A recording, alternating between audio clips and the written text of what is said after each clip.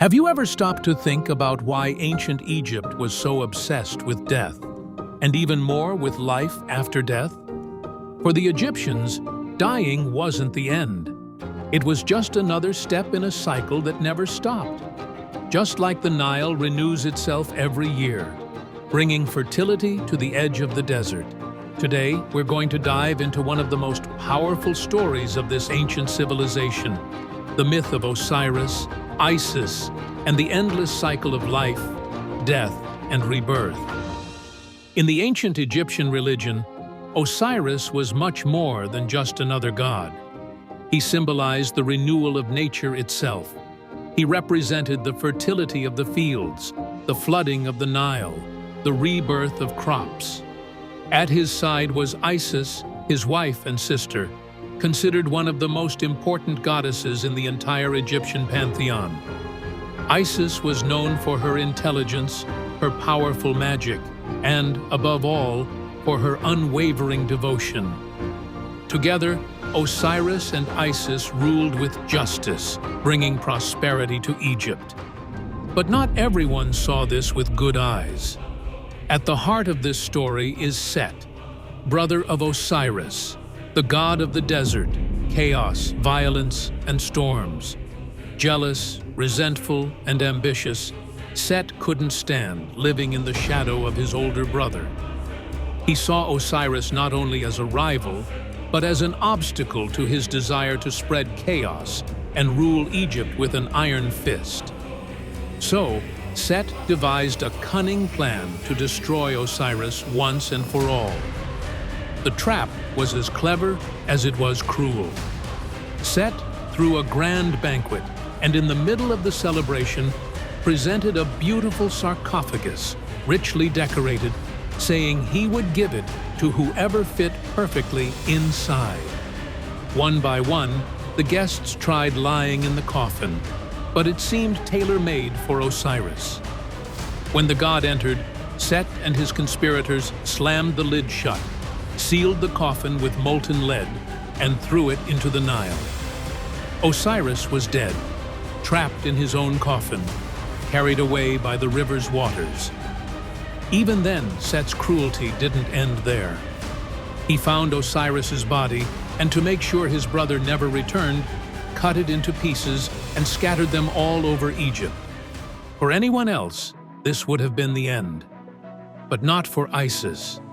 The goddess refused to accept her husband's death as final. With her magic, courage, and intelligence, she began a dangerous journey to find every piece of Osiris's body. Isis crossed villages, swamps, and deserts, faced dangers, tricked Set, and counted on the help of her sister Nephthys and the god Anubis, guardian of the dead and master of embalming. Piece by piece, she found the fragments of Osiris and, with sacred rituals, put him back together again.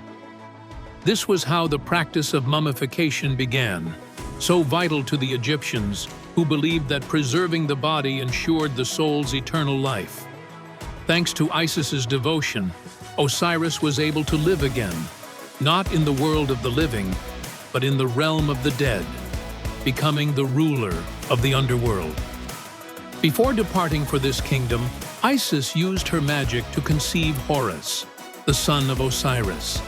His birth was a sign that life always finds a way to continue, even after destruction. Horus grew up in secret, protected by Isis in the marshes of the Nile Delta. There, far from Set's eyes, he learned all about justice, courage, and leadership. When he came of age, Horus didn't hesitate to confront his uncle, determined to avenge his father and restore the lost order.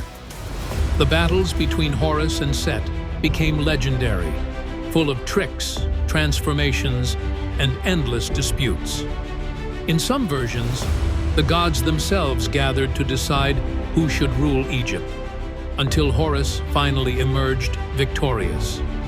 With Horus's victory, the cycle was complete. Justice triumphed, order was restored, and Egypt remained under divine protection. The pharaohs began to declare themselves direct descendants of Horus, seen as living gods on earth. By doing so, they reinforced the idea that the Egyptian throne was a continuation of the myth of Osiris. The myth of Osiris, Isis, and Horus wasn't just a beautiful story for the Egyptians. It explained the mysteries of nature, the Nile that dies in the drought and is reborn in the flood, the crops that wither and sprout again, the sun that sets every night and reappears on the horizon. It reminded them that everything in life is a cycle, and that even death carries within it the seed of renewal. Today, thousands of years later, this story still lives on in hieroglyphs carved into temple walls, in carefully preserved mummies, in statues of Isis nursing Horus, a symbol of protection. And more than that, it lives on as a reminder that hope can be reborn, even in the darkest moments. After all, for the ancient Egyptians, death was never a full stop, just the beginning of a new journey. And maybe, for us, this lesson is more relevant than ever.